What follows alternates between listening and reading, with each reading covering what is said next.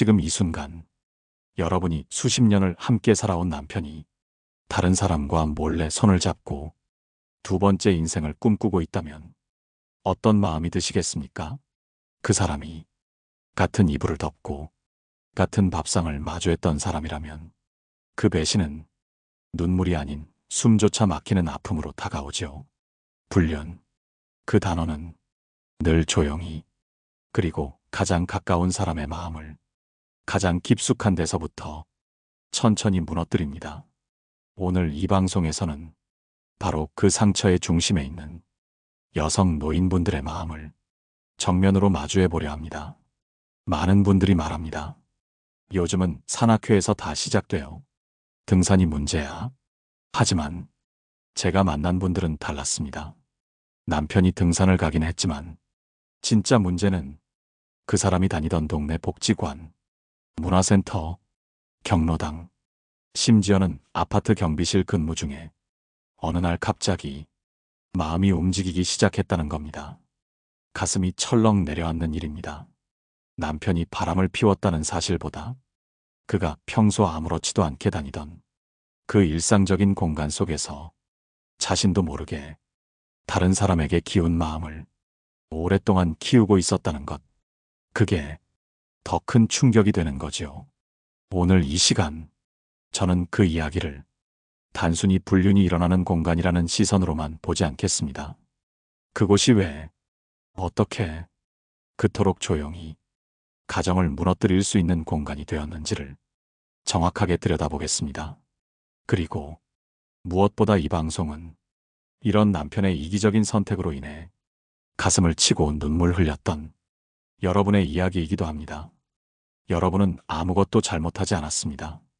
그 모든 수고와 희생 위에 누군가를 몰래 품은 남편의 선택이 있었다면 그 책임은 온전히 그 사람에게 있는 것입니다. 첫 번째 사례는 서울 구로구에 사시는 50년 넘게 혼인 관계를 유지해온 한 여성분의 이야기입니다. 그분은 남편이 복지관 서예반에 다닌다고 할 땐 잘 됐네, 건강도 챙기고 사람도 만나고 하며 응원해 주었다고 합니다. 그런데 어느 날부터 남편이 자꾸 늦게 들어오고 서예 수업에 관련된 이야기를 꺼내면 말을 돌리기 시작했다고 했습니다. 결국 남편의 핸드폰에서 도자기 수업을 함께 들은 한 여성과 다정하게 찍힌 사진을 발견하고 말았습니다. 그날 밤 그 여성분은 혼자 베란다에 앉아 서럽게 우셨다고 합니다. 내가 지금껏 살아오며 이 사람 뒷바라지를 얼마나 했는데, 내가 병원에 입원했을 땐 문병도 겨우 왔던 사람이 그 여자랑은 차도 마시고 사진도 찍고, 그게 사람이 할 짓인가요? 그분의 목소리는 분노도 있었지만 더 깊은 곳엔 지울 수 없는 슬픔이 깃들어 있었습니다. 자신이 남편의 존재에서 필요한 사람이 아닌 편한 사람으로 전락했다는 서글픔이었습니다. 이 사건은 단순히 불륜의 문제가 아닙니다. 함께 살아온 사람에게 자신이 소중한 존재로 느껴지지 않는다는 것.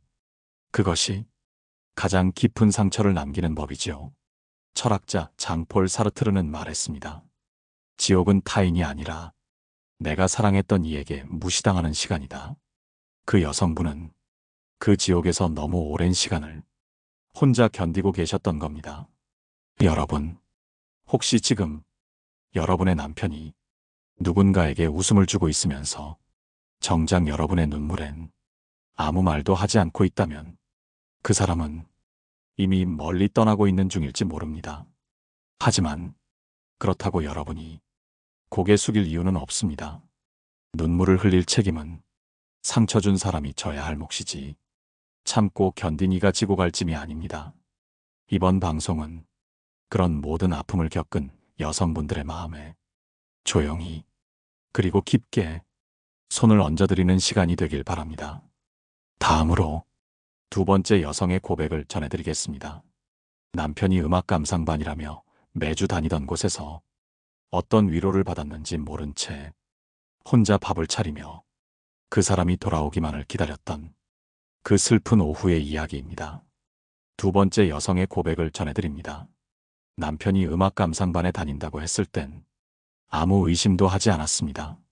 오히려 당신이 음악을 듣고 편안해진다면 얼마든지 다녀오세요. 하며 진심으로 등을 밀어주었다고 했습니다. 경기도 수원에 사는 이른한 김미숙 씨의 이야기입니다. 김미숙 씨는 남편이 퇴직하고 집에 있는 시간이 많아지면서 우울해지는 모습이 안쓰러웠습니다. 그래서 동네 문화센터에서 추억의 음악 감상반을 시작한다고 하자 직접 수강 신청을 도와주기까지 했습니다. 남편은 처음엔 어색해했지만 점차 활기를 되찾았고 수업을 마치고 돌아오면 가끔 옛날 가요 이야기를 하며 표정이 밝아지곤 했습니다. 하지만 어느 순간부터 남편은 말이 줄어들었습니다. 수업 이야기를 꺼내면 그냥 음악 들은 거지 뭘 그래 하며 대화를 피했고 문화센터를 다녀오는 시간이 점점 늦어졌습니다. 어느 날 남편이 목욕하고 나간 사이 세탁기 위에 올려진 남편의 옷에서 문화센터 일정표와 함께 손글씨로 적힌 쪽지 하나가 떨어졌습니다. 오늘도 덕분에 마음이 편해졌어요. 함께 들어주는 그 눈빛 정말 감사해요. 미숙 씨는 순간 자신의 손끝이 차가워지는 걸 느꼈다고 합니다. 그 글씨체도 표현도 남편과 나눈 말 한마디보다 훨씬 따뜻했고 섬세했습니다. 그 여자는 고작 몇 번 만난 사람이겠지만 그 여자의 한마디가 내가 수십 년간 해온 밥상보다 남편에게는 더 따뜻했던 거죠. 그날 밤 미숙 씨는 남편에게 묻지도 따지지도 않았습니다. 그저 이불을 뒤집어 쓰고 조용히 울었다고 합니다. 내가 이 사람하고 살아온 세월이 그 한 장의 쪽지보다 못하다는 걸 깨달은 순간 이건 분노보다도 서러움이 먼저 오더군요. 며칠 후 남편은 쓸쓸한 표정으로 미숙 씨에게 말없이 국을 퍼주며 밥 안 먹어? 라고 했지만 그 말은 너무 늦은 따뜻함이었습니다. 미숙 씨는 말합니다. 나는 그 사람의 외로움을 이해하려 했어요.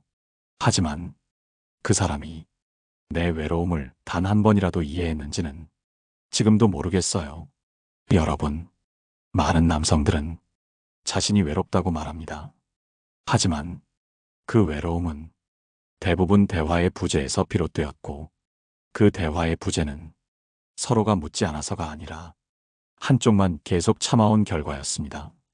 그 여성은 자신의 감정을 표현하지 않았던 것이 아니라 표현해도 무시당하고 사소하게 여겨질까봐 입을 다문 겁니다.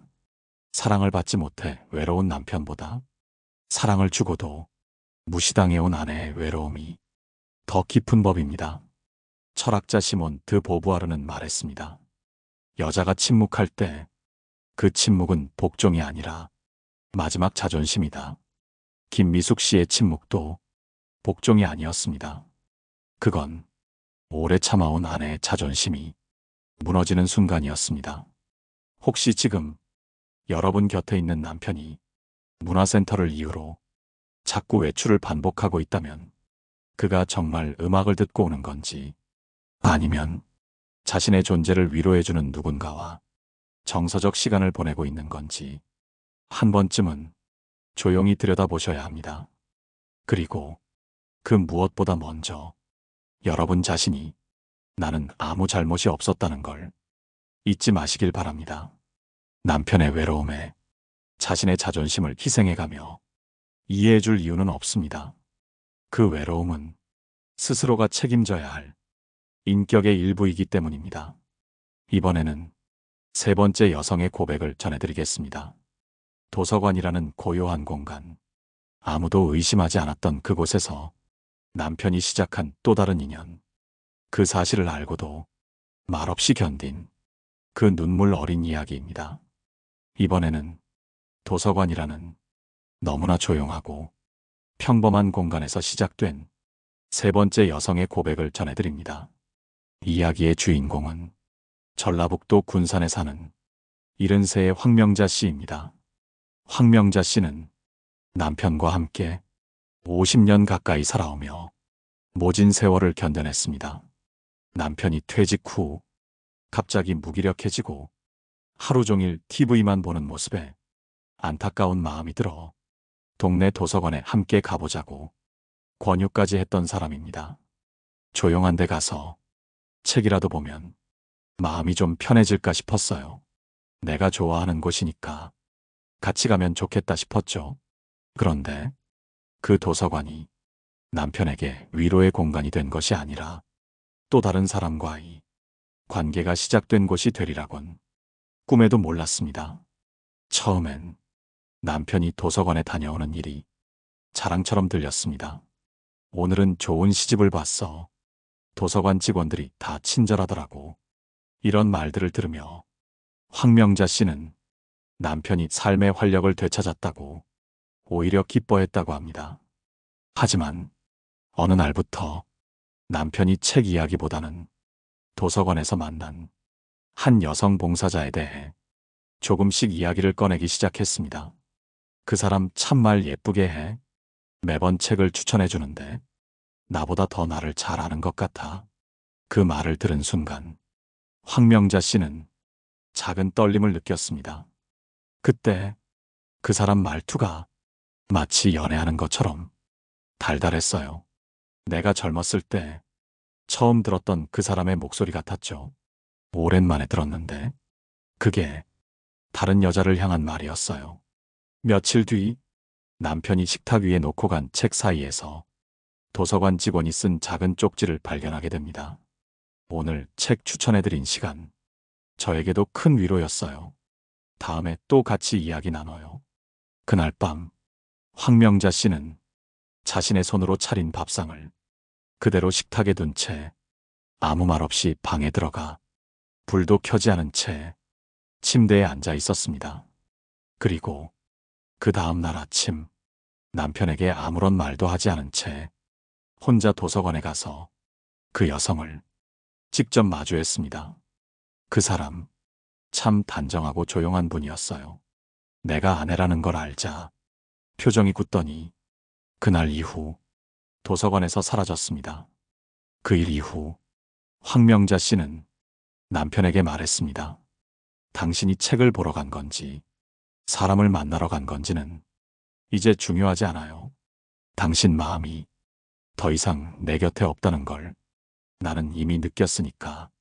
그 말을 들은 남편은 아무 말도 하지 않았다고 합니다.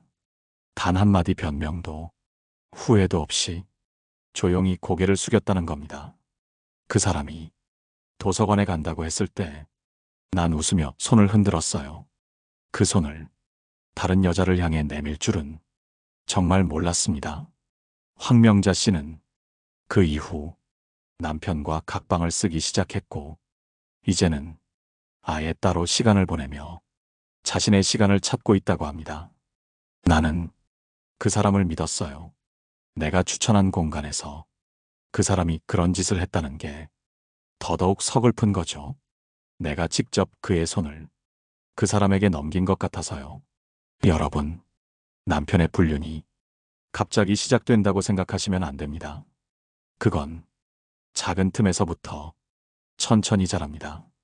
그리고 그 틈은 아내가 가장 믿었던 공간 안에서 가장 교묘하게 퍼져나갑니다. 철학자 한나 아렌트는 말했습니다. 악은 종종 너무 평범한 얼굴을 하고 다가온다. 불륜 역시 그렇습니다. 우리의 일상, 우리의 믿음, 그리고 우리의 따뜻한 권유 위에 그들은 발을 디딥니다. 혹시 지금 여러분의 남편이 자주 들르는 장소가 있다면, 그리고 그 장소에 대해 지나치게 아름다운 말들을 하고 있다면 그 말 속에 이미 감정이 이입된 흔적이 있는 건 아닌지 한번 살펴보셔야 합니다. 그리고 무엇보다 그 책임은 여러분에게 있지 않습니다. 그는 자신의 선택으로 그 공간을 더럽힌 겁니다. 그 어떤 변명도 그 따뜻한 손길을 배신한 이유가 될 수는 없습니다. 이번에는 네 번째 여성의 고백을 전해드립니다. 자원봉사라는 선한 얼굴을 한 공간. 그곳에서 남편이 감정을 키워왔다는 걸 알게 된 순간 모든 믿음이 무너졌다는 그 쓰라린 고백입니다. 이번에는 네 번째 여성의 고백을 전해드리겠습니다. 그분의 목소리는 조용했지만 그 안에 담긴 울림은 오랜 세월 억눌려온 슬픔이었습니다. 그녀는 말했습니다. 나는 남편이 누군가를 도와주는 사람인 게 그저 자랑스러웠습니다. 그런데 알고 보니 그 선한 손길은 다른 여자의 마음을 품고 있었더군요. 이야기의 주인공은 강원도 춘천에 사는 79의 이영자 씨입니다. 그녀는 남편이 퇴직 후 지역 자원봉사센터에서 급식 봉사를 하게 된 것이 기특하고 대견했다고 했습니다. 그렇게 남을 돕고 싶어 하니 내가 도시락 싸주는 것쯤은 기꺼이 해주고 싶었죠. 처음에는 봉사 끝나고 집에 오면 누구를 만났는지, 무슨 일을 했는지 자세히 말해 주었어요. 하지만 몇 달이 지나자 남편은 일을 마치고 와도 말이 줄었습니다. 도시락은 가져가지 않고 봉사센터 근처 분식집에서 먹고 온다고 했고, 집에 오면 휴대폰만 만지작거리다 소파에 누워버리곤 했습니다. 이영자 씨는 어느 날 남편이 깜빡 두고 간 휴대폰을 정리하다가 봉사센터 모임 단톡방을 보게 되었고, 그 안에서 자주 남편을 태그하며 우리 박 선생님 최고세요. 항상 웃는 모습에 위로받아요. 라고 적힌 한 여성의 메시지를 여러 차례 확인하게 됩니다. 그 순간 그녀는 그 자리에서 주저앉아 심장이 조여오는 듯한 고통을 느꼈다고 말했습니다. 그 여자는 단순히 고마움을 표현한 게 아니었어요. 그 말들에는 이 사람이 누군가에게 마음의 안식처가 되어주고 있다는 감정이 고스란히 묻어나 있었어요. 내가 평생 만든 사람이 다른 여자의 따뜻함으로 다시 살아나고 있는 거였죠.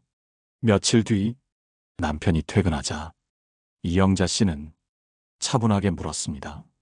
요즘 봉사활동이 즐겁나 봐요? 남편은 당황한 듯 했지만 그냥 사람들하고 있으니까 좋지 하고 무심하게 대답했습니다. 그 말을 듣는 순간 그녀는 자신이 한낱같이 사는 사람이 되어버렸음을 깨달았다고 했습니다. 저 사람에게 나는 이제 같이 살지만 같이 살아가는 사람은 아니구나. 그 사실을 그 한 문장에서 느꼈어요. 그날 밤 이영자 씨는 식탁에 도시락통을 올려놓고 남편에게 말했습니다. 당신이 갖고 나갔던 그 도시락 내가 정성껏 싸면서 내 마음까지 함께 넣었어요. 그걸 다른 사람한테 웃으며 먹었다면 나는 이 결혼에서 더 이상 버텨야 할 이유를 못 찾겠네요. 남편은 아무 말도 하지 않았다고 합니다.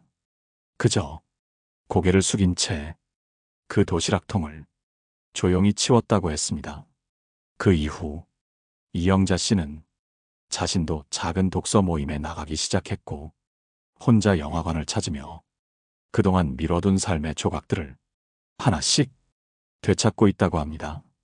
나는 내 인생의 남은 시간을 남편의 빈자리를 메우는 데 쓰지 않기로 했어요. 그 대신 내가 나를 채우는 데 쓰려고요.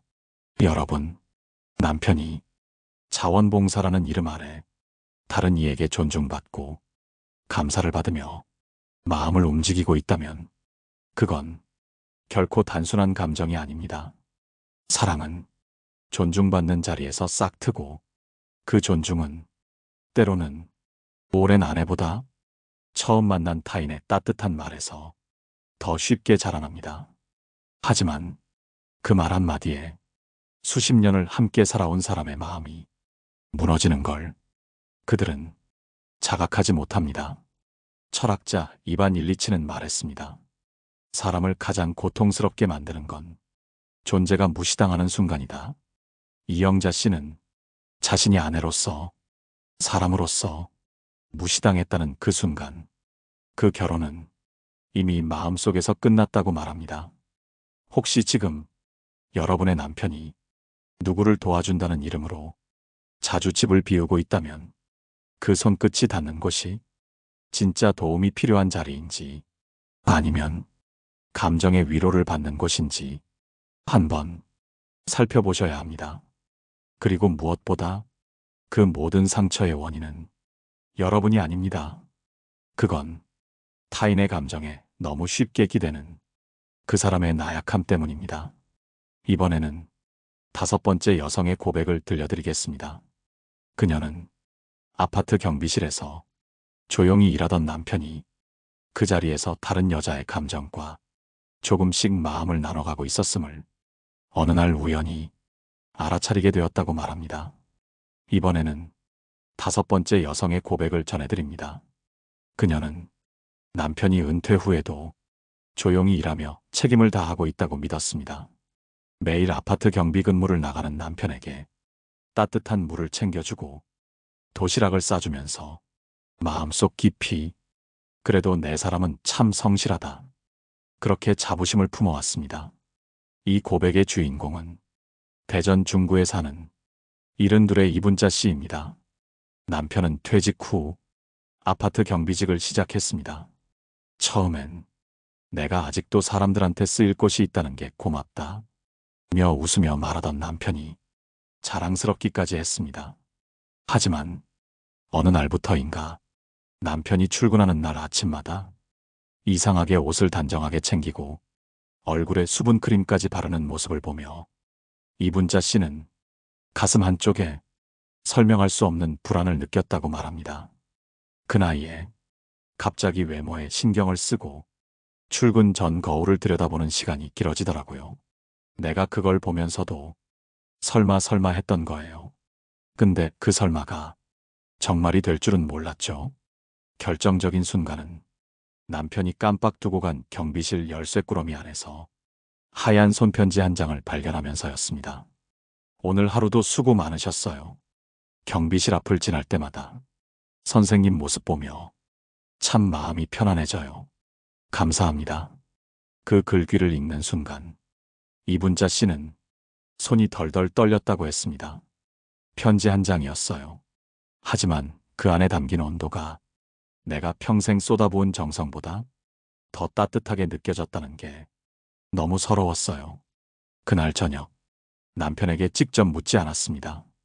그저 저녁상을 차리다 말고 식탁에 앉아 입을 다문 채 눈물만 흘렸다고 했습니다. 남편은 그 침묵을 보며 아무 말 없이 수저를 내려놓았고 둘 사이의 공기는 얼음장처럼 차가워졌습니다. 나는 당신을 욕하지 않을 거예요. 그 대신 내 마음에서 당신을 지울 거예요.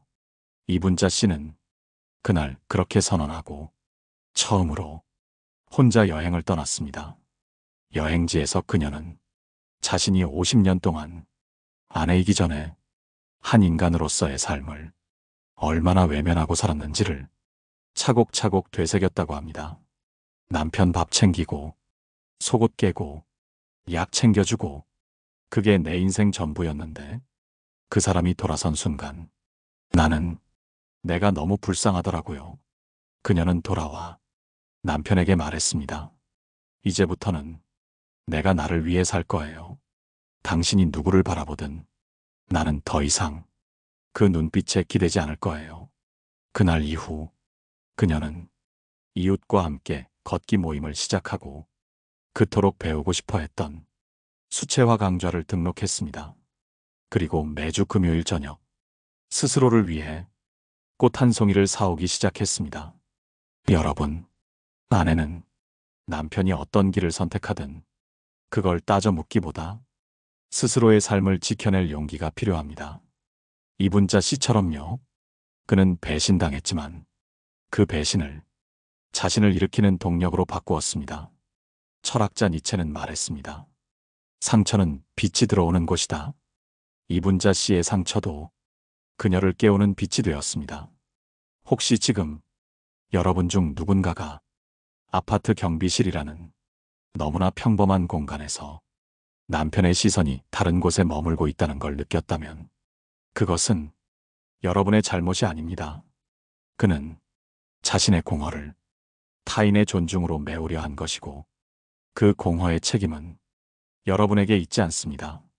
이제 그 5 여성의 고백이 모두 전해졌습니다.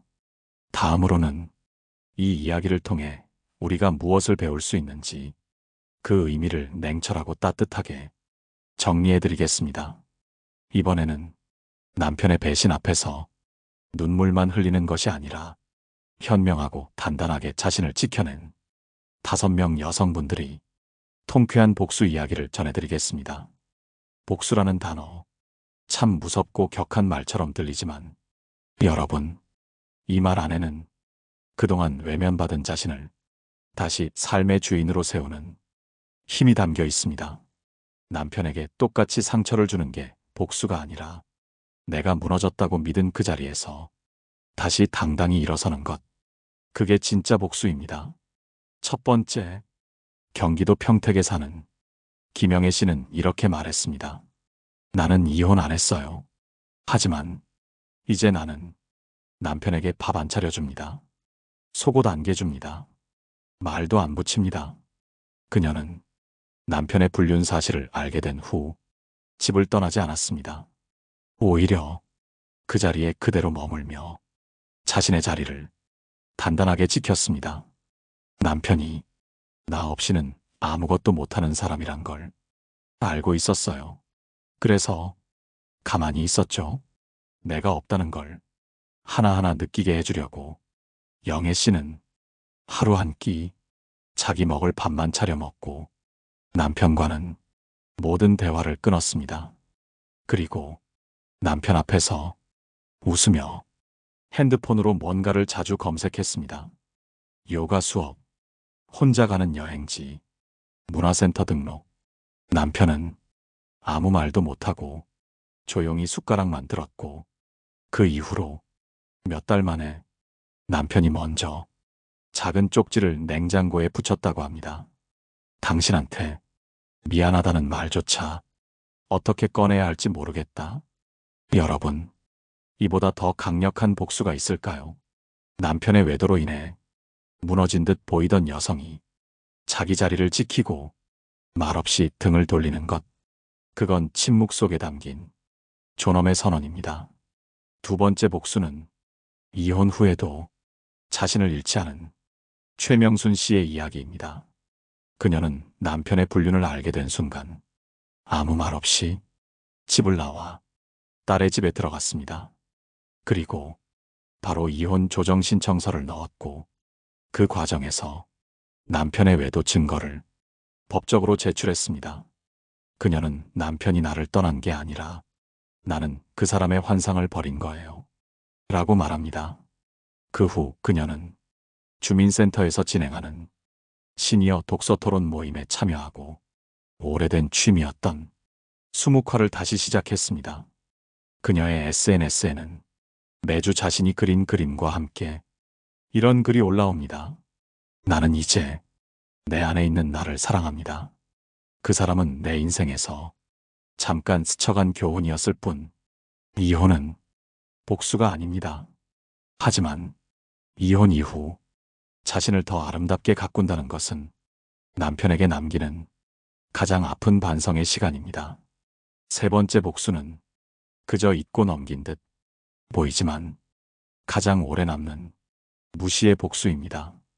김정숙 씨는 남편의 불륜을 알게 된 후 아무 말 없이 살았다고 합니다.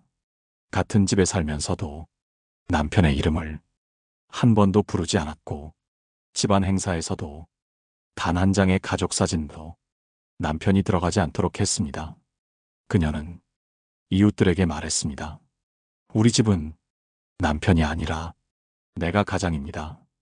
어느 날 남편은 그녀의 생신날 선물 하나 준비해와 조용히 건넸습니다.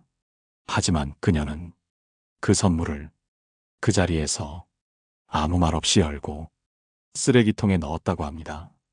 그녀는 말합니다. 나는 그 사람의 마음을 그 사람의 방식으로 깨뜨렸어요. 그게 내 방식의 복수였어요. 여러분, 복수는 꼭 소리치며 해야 하는 게 아닙니다.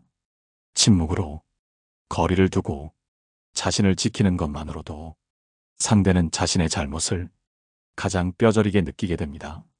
철학자 칼 융은 말했습니다.